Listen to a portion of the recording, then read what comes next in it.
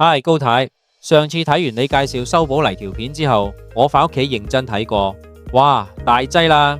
我屋企個天花同牆身都開始有空鼓及裂紋，有晒你講嘅石屎爆裂嘅先兆。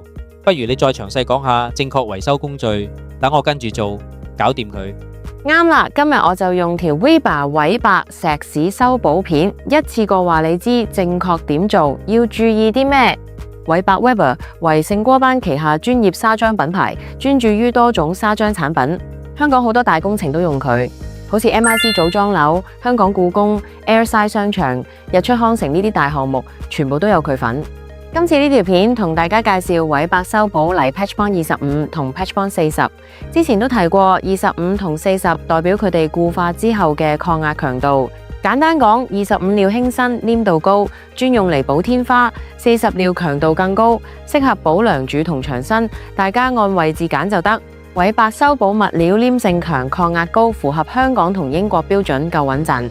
重點工序一次過話你知。第一，基底一定要執好，鬆散石屎清乾淨，鋼筋擦走晒鏽，光滑面要鑿粗。上界面劑前先搽濕個底。第二，防鏽界面劑同水泥1比1撈勻，搽晒所有鋼筋防鏽，乾咗再搽石屎面。第三，修補泥先水後粉，電鑽攪3到5分鐘，界面劑仲黏手就即刻上料，用力壓實，包實鋼筋，每層最少10毫米，太厚就分幾次做，最後批平，用濕海綿執靚就得。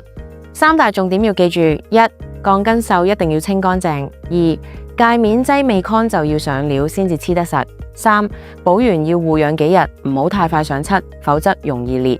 韋伯呢隻料真係幾好用，界面劑一邊防鏽一邊做界面，一石二鳥，夠晒方便，黏性又強，施工快又穩陣。多謝高太介紹。